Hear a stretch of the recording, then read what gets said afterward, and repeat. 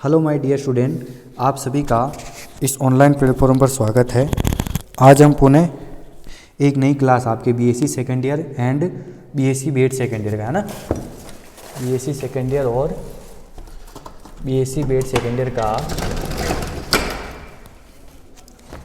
Part number 44 है ना, kinetic theory and thermodynamics का लेकर आए।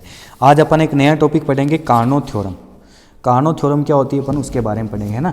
तो अपना टॉपिक हो जाएगा आज का कार्नोट प्रमेय। पूरा थ्योरेटिकल टॉपिक ही है, अच्छा टॉपिक है ये भी, कार्नोट प्रमेय है ना। कार्नोट थ्योरम, दो थ्योरम है अपने पास, उन दोनों को प्रूव करेंगे अपन। कार्नोट थ्योरम इंपॉर्टेंट टॉपिक है आपका, कार्नोट प्रमेय, ठीक है। तो इस प्रमेय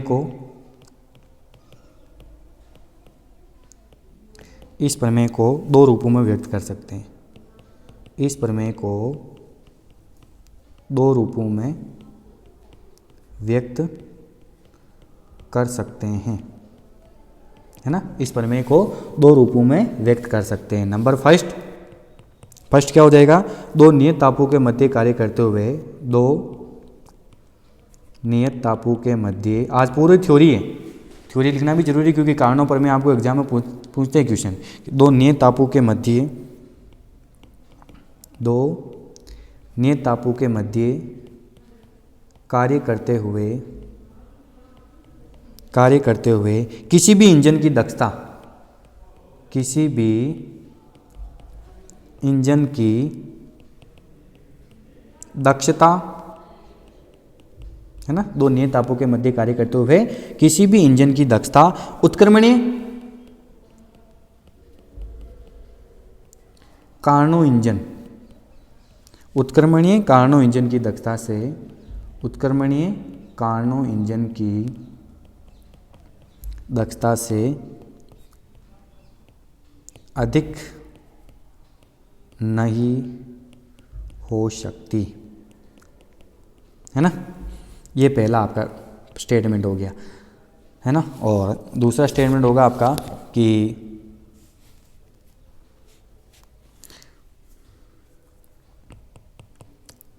दो नियत तापों के मध्य है ना, दो नियत तापों के मध्य कार्य करने वाले सभी, नियत तापों के मध्य कार्य करने वाले सभी उत्क्रमणीय इंजनों की दक्षता समान होती है। सभी उत्क्रमणीय इंजनों की दक्षता समान होती है ना। जो भी उत्क्रमणीय इंजन है, रिवर्सिबल इंजन, उनकी दक्षता क्या होती है, समान होती है।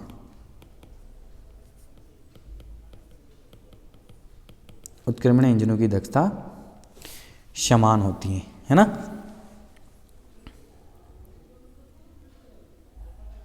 यह केवल स्रोत एवं सिंक के तापों पर निर्भर करती है। यह केवल स्रोत एवं सिंक के तापों पर निर्भर है ना। ये केवल स्रोत एवं सिंक के तापों पर निर्भर हैं, कार्यकारी पदार्थ पर नहीं, कार्यकारी पदार्थ पर नहीं। ओके, ये हो गई आपके पास कार्नोट प्रमेय। दोनों प्रमेय, दो प्रमेय हैं। पहली वापस पढ़िए, देखो पहली प्रमेय क्या है कि दो नियत ताप के मध्य, दो नियत ताप है T1 और T2 है ना, उनके मध्य कार्य करते हुए है ना, कार्य करते हुए किसी भी इंजन की दक्षता, इंजन कोई सा भी हो अपने पास, अगर उसकी दक्षता उत्क्रमणीय कार्नो इंजन, एक दूसरा इंजन कौन सा हो गया आपके पास, उत्क्रमणीय कार्नो इंजन, उसकी दक्षता से अधिक नहीं हो सकती। यानी कुल मिलाकर देखा जाए तो सबसे ज़्यादा दक्षता उत्क्रमणीय कार्नो इंजन है ना, उत्क्रमणीय प्रक्रम में कार्य करता हो, ठीक है। फिर उसके बाद सेकंड, दो नियत तापों के मध्य कार्य करने वाले सभी उत्क्रमणीय इंजनों की दक्षता, अगर दोनों उत्क्रमणीय इंजन है इसका मतलब दोनों की दक्षता क्या होगी, समान होती, चाहे कितने भी हो। और ये केवल स्रोत एवं सिंक के तापों पर निर्भर है, कार्यकारी पदार्थ पर निर्भर नहीं है। ये तो नॉर्मल, अगर आपको छोटा क्वेश्चन पूछ ले कि जैसे आपको छोटा क्वेश्चन पूछ लिया है ना, शॉर्ट क्वेश्चन, यहाँ पर देखिए अगर आपको शॉर्ट क्वेश्चन पूछ ले कि कारणों प्रमेय लिखिए, शॉर्ट प्रमेय क्या पूछ ले आपको कि कारणों प्रमेय का कथन दीजिए, तो आपको ऐसे ही देना, कारणों प्रमेय का कथन दीजिए, है ना। तो आपको ऐसे स्टेटमेंट देना। लेकिन अगर बड़ा क्वेश्चन पूछ ले कि कारणों प्रमेय के कथन को लिखिए, बड़ा क्वेश्चन, तो इन दोनों को अपन प्रूफ करेंगे। अब अपन क्या करेंगे, इन दोनों प्रमेय को प्रूफ करेंगे, है ना। तो आपका अगला टॉपिक हो जाएगा प्रूफ, है ना। दोनों प्रमेय को अपन प्रूफ कर रहे हैं, प्रूफ, है ना,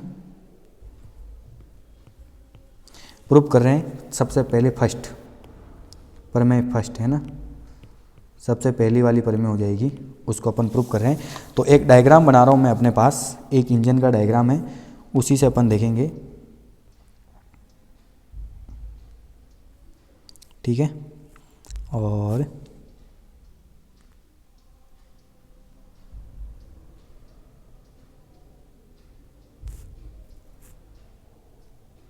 ठीक ये रहा, और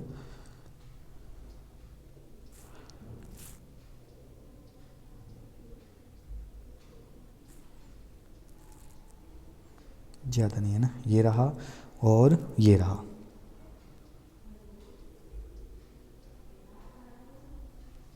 है ना।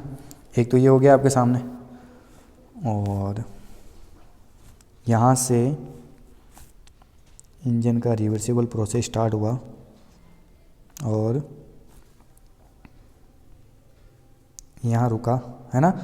फिर उसके बाद यहाँ पर दो आपके पास सर्कुलर, जिसके ऊपर पट्टे लगे हुए, है ना, दोनों से अपना वो घूम रहा है ना, दोनों के ऊपर ऐसे पट्टे लगे हुए हैं। ये पट्टे दोनों से अटैचमेंट है, एक पट्टे के थ्रू दोनों घूमते हैं ना, ये चीज़ ध्यान रखिएगा। ये ऐसे है ना, ये ऐसे हो गया, और ये जाके आपका आगे की तरफ जो है ना पार्ट, उससे जाके मिल जाता है ना, ये हुआ, और ये हुआ, और ये हुआ, और ये, ठीक है। ये दो इंजन हो गए अपने पास। ये तो हो गया आपके पास स्रोत। ये इंजन आपका ऐसे कार्य करेगा, इसका नाम है EN, है ना, ENGING, EN इंजन, है ना। और ये रिवर्स कार्य कर रहा है, इसलिए इसको अपन दे देंगे RE। ये इसके जस्ट क्या चलता है, अपोजिट चलता है ना, इसको अपन दे देंगे RE, जो ऐसे कार्य करेगा और ये ऐसे चलेगा, ठीक है, RE इंजन। अब अपन इसके पार्ट लिख देते हैं। स्रोत हो गया ये आपका, स्रोत, है ना, T1 केल्विन, ठीक है। यहाँ से सबसे पहले ये Q ऊष्मा लेगा, फिर उसके बाद कार्य होगा, और बची हुई ऊष्मा Q माइनस W ये किसको निष्कासित करेगा, सिंक को निष्कासित कर देगा, है ना, सिंक को, सिंक, है ना, जो आपका कार्य कर रहा है T2 केल्विन। उसके बाद ये यहाँ से Q2 dash minus W dash ऊष्मा लेगा, सॉरी एक minute, Q minus W dash और Q ऊष्मा वापस स्रोत को दे देगा, ठीक है। ये चीज़ें ऐसे कंप्लीटली चलेगी। थ्योरी लिखते जाएंगे ना, तब जाके आपको सारी चीज़ें कंप्लीटली समझ में आ जाएगी। डायग्राम पूरा कंप्लीट है, दो इंजन अपने पास। तो अब अपन इसमें शुरू करते हैं प्रमेय को प्रूव करने के लिए कि माना RE व EN दो इंजन है, माना RE व EN दो इंजन हैं, है ना। एक तो RE ले लिया, रिवर्स में चल रहा है ना, एक ले लिया EN, है ना। दो इंजन हैं जो एक ही स्रोत T1 केल्विन तथा एक ही सिंक, जो एक ही स्रोत T1 केल्विन तथा एक ही सिंक T2 केल्विन के मध्य कार्य करते हैं, है ना, के मध्य कार्य करते हैं, है ना। आप चाहो तो ऐसे बता सकते हो T1 ज़्यादा है किसे, T2 से। दो स्रोत हैं जो इनके मध्य कार्य कर रहे हैं। इंजन EN, जो आपका इंजन है ना, इंजन EN, है ना, एक उत्क्रमणीय इंजन है। इंजन EN एक उत्क्रमणीय रिवर्सिबल इंजन है, उत्क्रमणीय इंजन है, तथा RE एक उत्क्रमणीय कार्नो इंजन है तथा RE क्या है, एक उत्क्रमणीय कार्नो इंजन है। देखो यहाँ पर दो नाम दे दिए अपन अलग अलग, एक तो उत्क्रमणीय इंजन है और एक क्या आपका उत्क्रमणीय कार्नो इंजन। डायग्राम देख लीजिए, अब मैं उसमें अगर पेन से कुछ भी करूँ ना, लेकिन एक बार आप अच्छे से इसका स्क्रीनशॉट ले लीजिए, ऐसे डायग्राम बनेगा। जो ये बना वैसे कैसे इधर का भी रखना, मेरे से क्या हाथ से पेन इधर उधर स्केच के तरह बनता ना, इसलिए इधर उधर हो सकता है। तो EN तो आपका कौन सा है, उत्क्रमणीय इंजन, और ये क्या है, उत्क्रमणीय कार्नो इंजन। तो आपको को ये बताने की इसकी दक्षता ज़्यादा होगी इससे, है ना। तो आगे चलिए आप,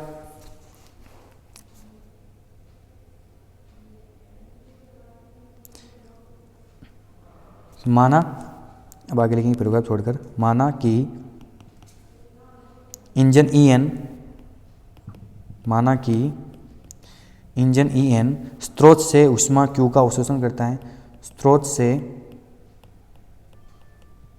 Q ऊष्मा का अवशोषण करता है ना, लहरा वहां से अब्जॉर्ब कर रहा है,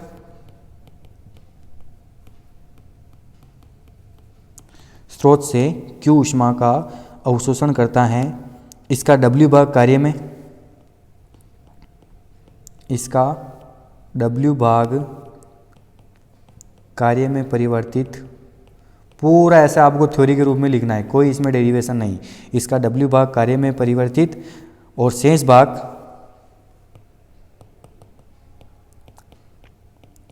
भाग Q माइनस W कितना बचेगा, ये बचेगा Q माइनस W सिंक में विसर्जित करता है। क्या करेगा ये, सिंक में विसर्जित करता है ना। शेष भाग उसने किस में डाल दिया, सिंक में विसर्जित कर दिया। फिर देखिए आप EN एक पट्टी द्वारा, जो EN है ना, EN इंजन एक पट्टी द्वारा, डायग्राम में देखिए आप, है ना, एक पट्टी द्वारा RE इंजन से जुड़ा है, RE इंजन से जुड़ा है ना। डायग्राम में दिख रहा है आपको, ये देखिए आप, एक पट्टी, ये पट्टी है, इसके द्वारा RE इंजन से जुड़ा है। तो सबसे पहले अपन ने क्या किया, एक थोड़ा सा वापस इसको अपन देख लेते हैं कि माना RE और EN दो इंजन है अपने पास, है ना। देखिए आप, एक बार ये थ्योरी कंप्लीट हो गई, अब अपन इसको एक्सप्लेन कर रहे हैं। RE व EN दो इंजन है जो एक ही स्रोत T1 केल्विन तथा एक ही सिंक T2 केल्विन के मध्य क्या कर रहे हैं, कार्य करते हैं। इंजन EN कौन सा है, एक उत्क्रमणीय इंजन है, तथा RE कौन सा है, एक उत्क्रमणीय कार्नो इंजन।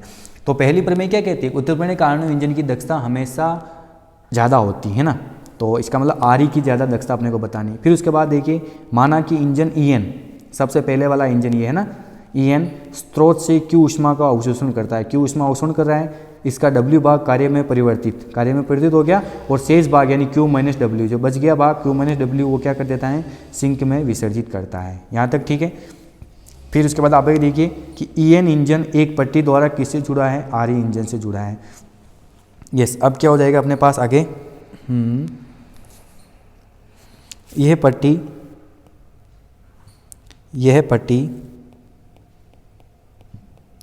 RE को EN इंजन के विपरीत दिशा में चलाती है, विपरीत दिशा में चलेगा, EN इंजन के विपरीत दिशा में चलाती हैं, वैसे दिख रहा है ना, विपरीत दिशा में चलाती है। यहाँ RE एक रेफ्रिजरेटर की तरह कार्य करेगा, यहाँ RE एक किसकी तरह, रेफ्रिजरेटर की तरह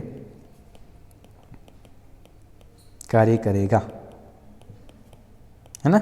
यहाँ RE किसकी तरह कार्य करेगा, रेफ्रिजरेटर की तरह कार्य करेगा, है ना। अब कैसे कार्य करेगा, तो अपन लिखेंगे कि इंजन RE सिंक से कुछ ऊष्मा, इंजन RE सिंक से कुछ ऊष्मा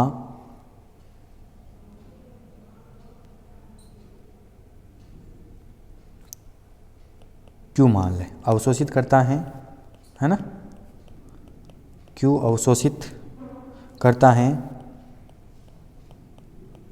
इस पर W डैश बाहर से कार्य हो रहा है, इस पर W डैश कार्य होता है, इस पर W डैश कार्य होता है, एवं स्रोत में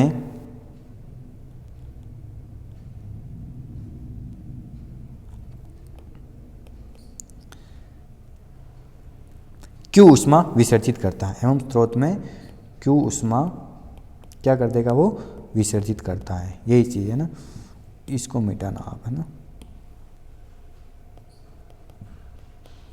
विसर्जित करता है। ओके, तो ये यहाँ से जो ऊष्मा अवशोषित कर रहा है ना, वो कर रहा है ये Q minus W dash.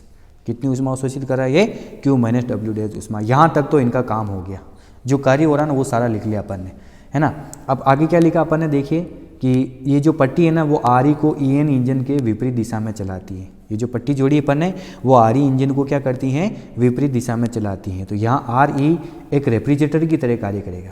RE कैसे कार्य करेगा, रेफ्रिजरेटर की तरह। तो इंजन RE सिंक से कुछ ऊष्मा Q माइनस डब्ल्यू डैश अवशोषित करता है, इस पर डब्ल्यू डैश कार्य होगा एवं स्रोत में कितनी ऊष्मा, Q ऊष्मा ये विसर्जित करता है। अब देखिए आगे क्या प्रोसेस चलेगा अपना, अब अपने पास हो जाएगा कि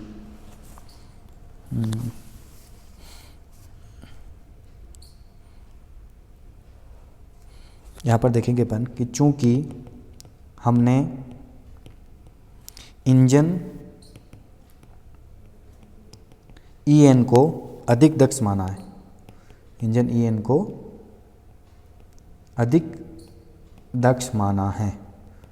इसकी अधिक दक्षता का मतलब अपन ब्रैकेट में लिख सकते हैं कि जो नीटा EN की ज़्यादा है किससे, नीटा RE से, रिवर्सिबल से, है ना।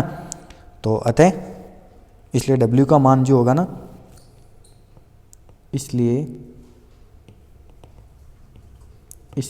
W का मान W डैश से अधिक होगा, क्योंकि अगर वो इंजन दक्ष है इसका मतलब W डैश से ज़्यादा होगा।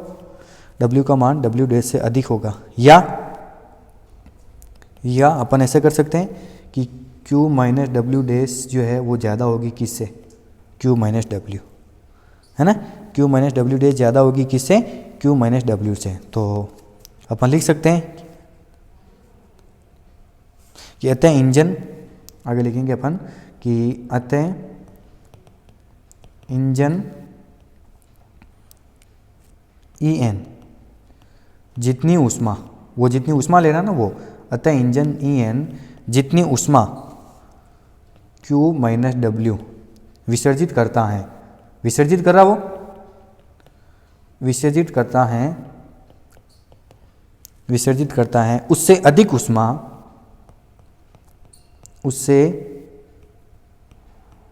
अधिक ऊष्मा कौन लेगा, Q minus del, Q minus W dash engine RE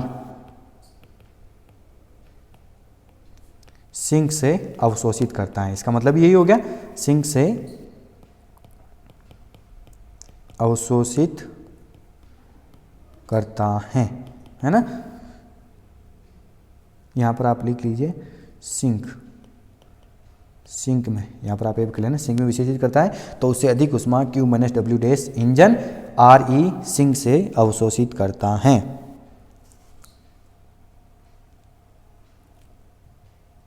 ना। तो अब इसमें क्या हो रहा है कि ये चीज़ होगी, W माइनस डब्ल्यू डैश ज़्यादा हो रहा है, W ज़्यादा है, तो ये संयुक्त निकाय, तो अपन निकाल सकते हैं कि यह संयुक्त निकाय सिंक से, है ना, ये संयुक्त निकाय सिंक से कितनी ऊष्मा अवशोषित कर रहा है भाई, Q minus W dash minus Q plus W, है ना। ये चीज़ हो जाएगी, तो आपका Q से Q कट गया, तो आप इसको क्या लिख सकते हो, आप इसको लिख सकते हो W माइनस डब्ल्यू डैश। ये कार्य हो रहा है, W माइनस डब्ल्यू डैश ऊष्मा अवशोषित या उत्सर्जित एक ही बात है ना, अवशोषित करते हैं और ये सारी ऊष्मा कार्य में परिणत कर देते हैं, और ये है सारी ऊष्मा कार्य में परिवर्तित कर देते हैं। ये चीज़ हो रही, सारी ऊष्मा कार्य में परिवर्तित कर देते हैं एवं स्रोत अप्रभावित रहेगा। ये अपने चीज़ निकाली यहाँ से देखिए आप, एवं स्रोत क्या रहेगा, ए प्रभावित रहेगा, जबकि ऐसा तो होता ही नहीं, जबकि ऐसा होता ही नहीं है ना। एवं स्रोत ए प्रभावित रहेगा,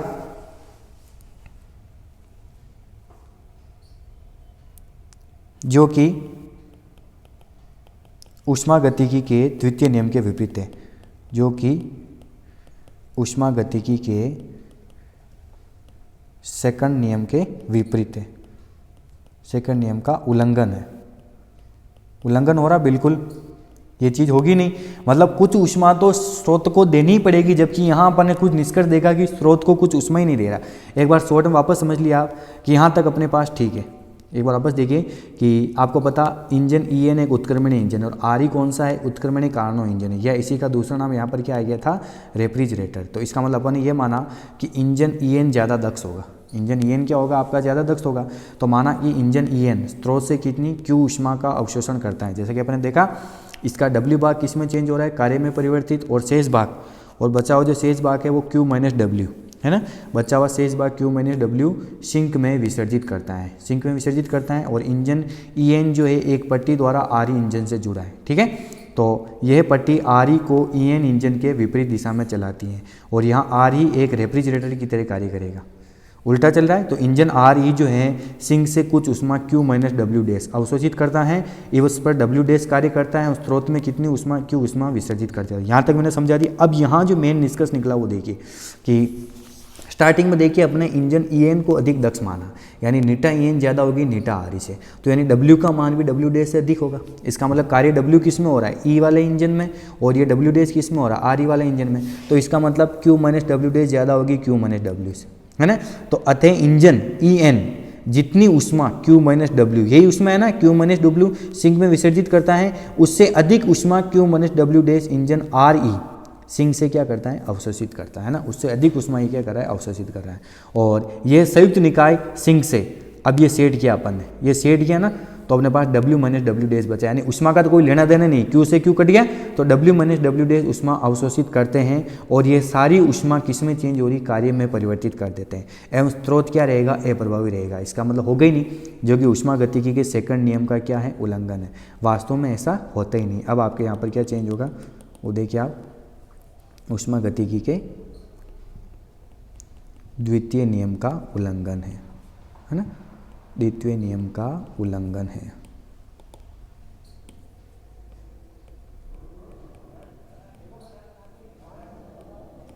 ना, ऊष्मागतिकी के सेकंड नियम का उल्लंघन है। और हमारी जो कल्पना थी ना, कि हमारी कल्पना यही थी अपने पास, वो गलत है, गलत है ना, गलत है। तो अर्थात अपन लिखेंगे कि किन्हीं दो नियत तापों के मध्य कार्य करने वाले, किन्हीं दो नियत तापों के मध्य कार्य करने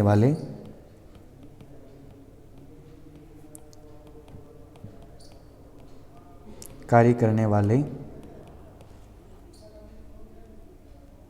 इंजन की दक्षता,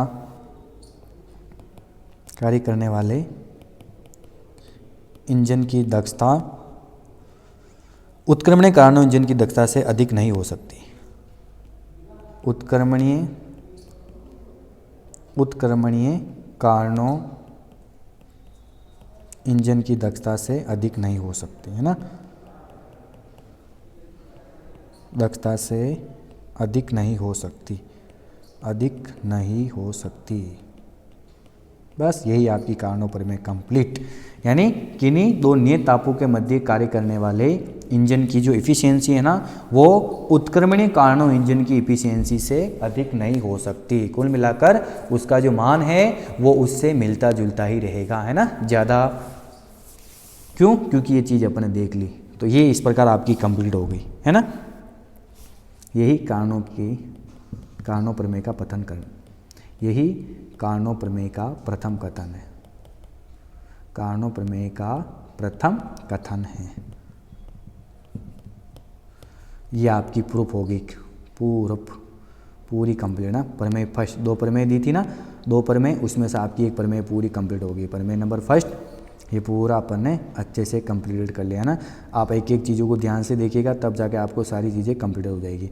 अब अपन करेंगे प्रूफ सेकंड प्रमेय, है ना। अब अपन कौन सी करेंगे? प्रूफ सेकंड कथन, है ना।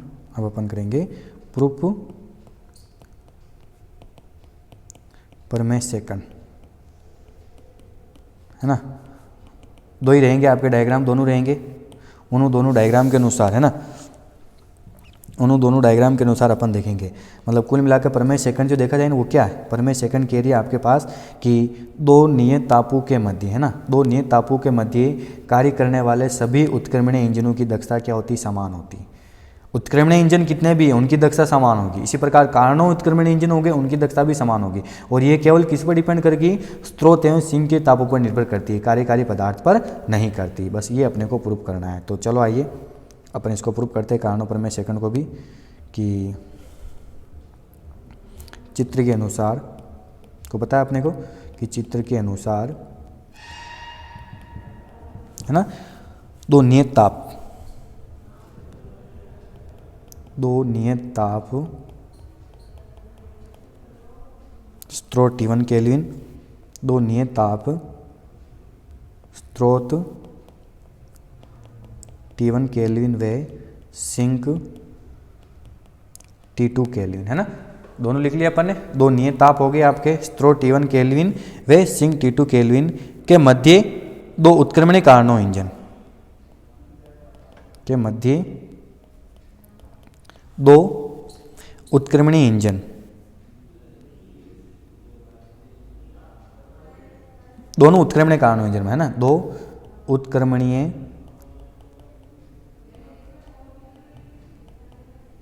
Karnaugh engine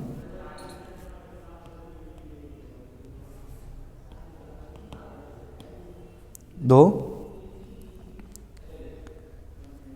उत्क्रमणीय Karnaugh engine EN तथा RE हैं, जिनके कार्यकारी पदार्थ अलग है। पता आपने को?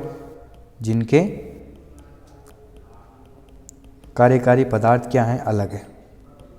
जिनके कार्यकारी पदार्थ अलग हैं, देखा अपन ने, है ना। 2 EN और RN हैं जिसके कार्यकारी पदार्थ अलग हैं। इंजन RE जो हैं, इधर लिख रहा हूँ ना, थोड़ा स्पेस कम अपने पास, इधर लेके चलते हैं। इंजन RE इंजन EN के विपरीत दिशा में कार्य करता है। इंजन EN के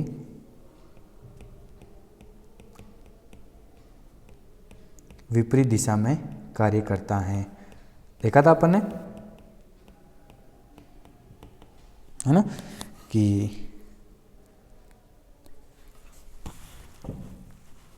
तो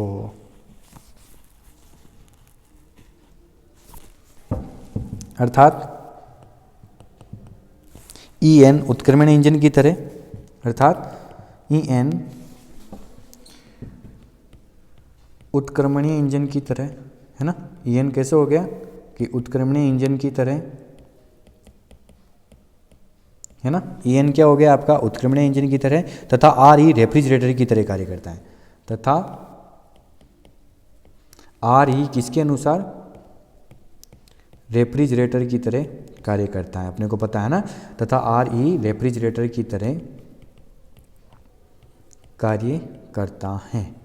ये जो अपन ने चीज़ देखी थी ना, वो नॉर्मल ये होगी अपने पास, है ना। तो अपन लिख सकते हैं इसी युग में सिंक से लगा था।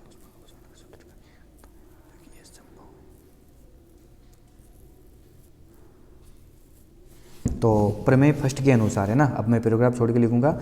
प्रमेय फर्स्ट के अनुसार, जो अपन ने थ्योरम नंबर फर्स्ट देखी थी ना, उसके अनुसार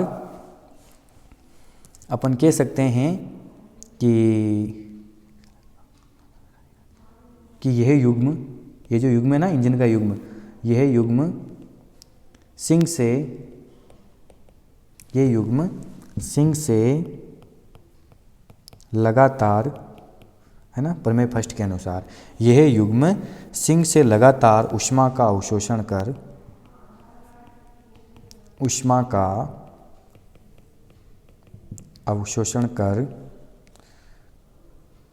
कार्य करता हो, जो कि असंभव है।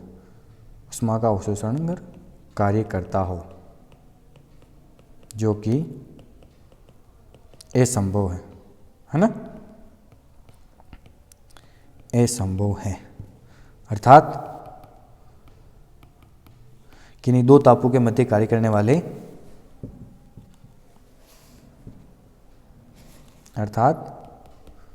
किन्हीं दो तापों के मध्य कार्य करने वाले है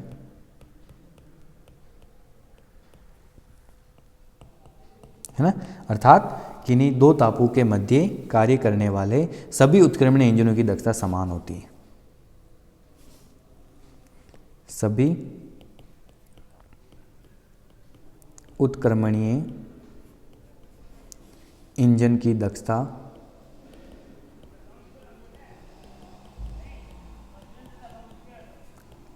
समान होती हैं, जैसा कि अपने को पता है ना, सभी उत्क्रमणीय इंजन की दक्षता समान होती हैं और ये कार्यकारी पदार्थ पर निर्भर नहीं करती। यह कार्यकारी पदार्थ पर निर्भर नहीं करती हैं, है ना। ये आपकी सेकंड प्रमेय होगी। बस ऐसे है ना, शॉर्ट रूप में बस आपको लैंग्वेज के रूप में ये बताना है ना। यही कारणों का द्वितीय प्रमेय, यही कारणों की सेकंड प्रमेय,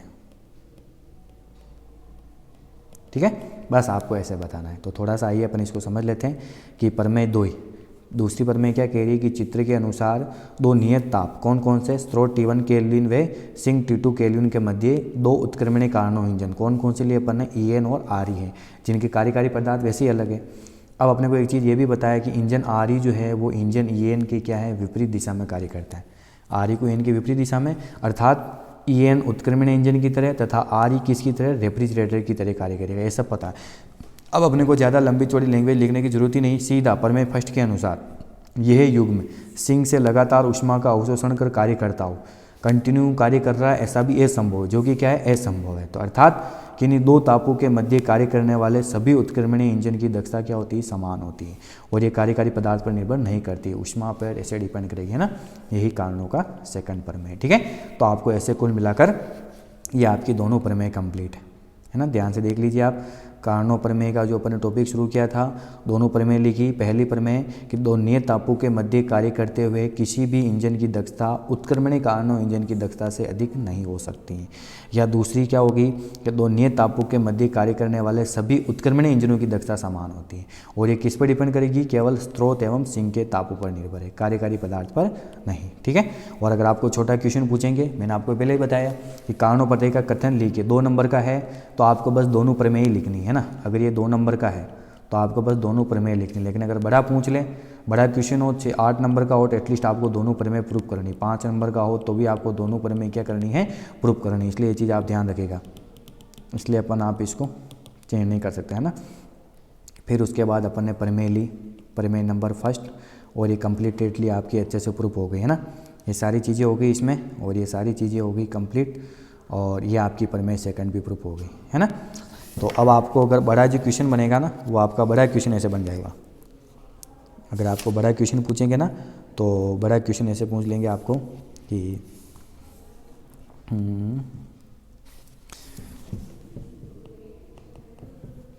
क्वेश्चन नंबर 2, है ना, जो आपका बड़ा क्वेश्चन आएगा वो ऐसे हो जाएगा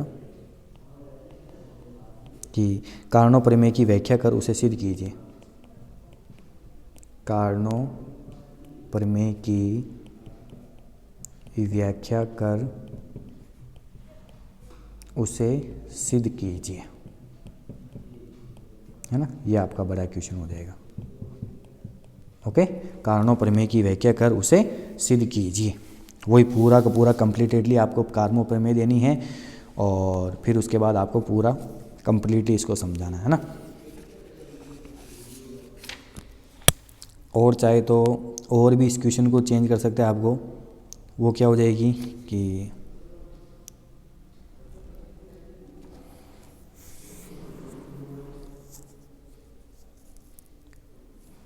वैसे जहाँ तक तो यही होगा, और कोई इधर उधर की चीज़ें नहीं आएगी, है ना। तो आप आराम से इजी वे में कर सकते हो, है ना, और कोई दिक्कत नहीं आएगी आपको, है ना। एक मैंने आपको कल क्वेश्चन दिया था, उसको भी अपन सोल्व कर लेते हैं। कि आपको दे रखा था कि यदि एक रेफ्रिजरेटर को हिमांक तथा, कल दिया था, है ना, पार्ट नंबर 43 में मैंने आपको क्वेश्चन दिया था, है ना, उसका आज मैं सॉल्यूशन में आपको बता देता हूँ। कि आपको पता है कि नीटा बराबर क्या होता है, Q1 minus Q2 upon Q2, या इसी को अपन क्या ले सकते हैं, T1 minus T2 upon T2, ये चीज़ आपको पता है, ठीक है। जो कार्य हो रहा है इसमें, कार्य W बराबर, क्वेश्चन था आपका ना कि यदि एक रेफ्रिजरेटर को हिमांक तथा वातावरण के ताप जो 17 डिग्री सेल्सियस दे रखा, उसके मध्य कार्य करने वाला उत्क्रमणीय इंजन मान लिया जाए, है ना। तो ज्ञात करो कि 0 डिग्री सेल्सियस वाले 500 ग्राम पानी को बर्फ़ में बदलने में, क्वेश्चन ये था आपका कि 0 डिग्री सेल्सियस वाले 500 ग्राम पानी को बर्फ़ में बदलने में कितनी ऊर्जा लगेगी, है ना। पार्ट नंबर 43 का आपका न्यूमेरिकल, उसी को अपन सोल्व करें। तो कार्य W बराबर क्या होता है आपको पता है, Q1 माइनस Q2, ये होता है। W बराबर कितना होता है, Q1 माइनस Q2, या आपको पता है इसको आप ऐसे भी लिख सकते हो। एक चीज़ और है, आपको पास पीछे फॉर्मूला है कार्य गुणांक, उसे भी अपन कर सकते हैं। प्रश्नानुसार आपको जो जो चीज़ दे रखी है उसको आप रिप्रेजेंट कीजिए। सबसे पहले आपको T1 हिमांक जो है ना 17 डिग्री सेल्सियस दे रखा है, तो 17 प्लस 273, तो आपके पास हो जाएगा 290 केल्विन। T1 आपके पास कितना हो गया, 290 केल्विन। और T2 है आपके पास हिमांक बिंदु, हिमांक का मतलब 0 डिग्री सेल्सियस, 0 डिग्री सेल्सियस मतलब 273 केल्विन, है ना। और एक आपको दे रखा 500 ग्राम पानी को, तो पानी का द्रव्यमान कितना हो गया आपको पता है, पानी का द्रव्यमान m बराबर 500 ग्राम, है ना। और एक आपको पानी की गुप्त ऊष्मा, एक आपको पानी की गुप्त ऊष्मा कितनी दे रखी, यहाँ पर लिखेंगे ना, आपको पानी की गुप्त ऊष्मा, है ना, जो आपको क्वेश्चन में दे रखी है, पानी की गुप्त ऊष्मा L बराबर 80 कैलोरी पर ग्राम, ये दे रखी है आपको। तो पानी से अवशोषित ऊष्मा कितनी हो जाएगी, अतः पानी से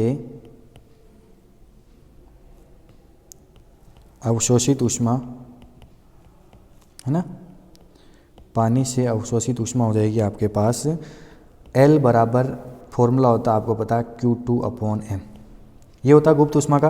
तो यहाँ से Q2 बराबर कितना हो जाएगा, L इंटू M, है ना। तो आप मान रखिए Q2 बराबर L का मान तो कितना है, L है आपके पास 80 कैलोरी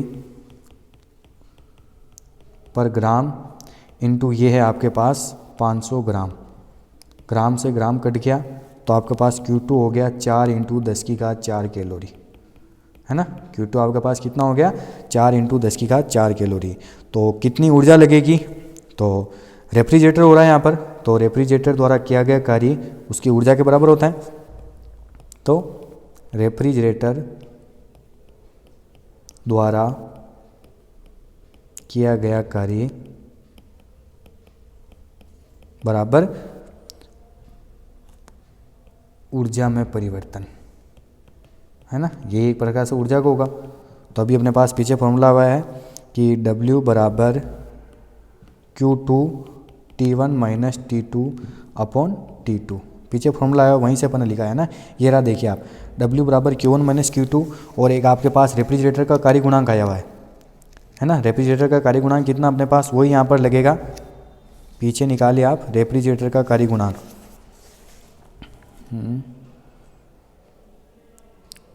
एप्सिलॉन बराबर Q2 अपॉन W, है ना। एप्सिलॉन बराबर कितना हो गया, Q2 अपॉन W, और यही आपके पास कितना था, यही आपके पास था T2 upon T1 minus T2, है ना, यही था, यहीं से आप सोल्व कीजिए ना। आपके पास कितना था कार्य गुणांक W बराबर, है ना, एप्सिलॉन बराबर Q2 अपॉन W, यही था, और यही था आपके पास T2 upon T1 minus T2 है ना। तो यहाँ से अगर आप W निकालोगे तो W बराबर कितना हो जाएगा, W बराबर Q2 और T1 minus T2 upon T2। ये हो गया, ये से कंप्लीटेड। अब मान रख लीजिए बस, और कुछ नहीं।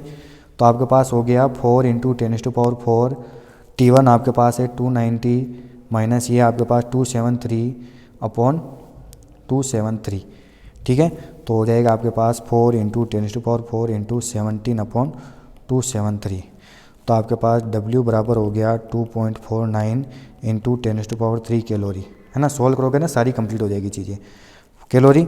और आप इसको जूल में बदलो तो W बराबर 2.49 इंटू 10⁻³ इंटू 4.2 जूल, है ना। इसको आप सोल्व करोगे तो W बराबर 1.046 इंटू 10⁻³ जूल आंसर। ये है ना, ये आपका न्यूमेरिकल पूरा कंप्लीट। एक एक चीज़ को आप ध्यान से देखिएगा, है ना। जब आप एक एक चीज़ को ध्यान से देखोगे ना, यहाँ से न्यूमेरिकल जो कल दिया था मैंने आपको पार्ट नंबर 43 में, ये सारी चीज़ें आपके पास सीक्वेंस से लिखी हुई है। तब जाके आज पूरा क्वेश्चन आप कंप्लीटली सॉल्व कर लोगे ना, कोई भी दिक्कत नहीं आएगी।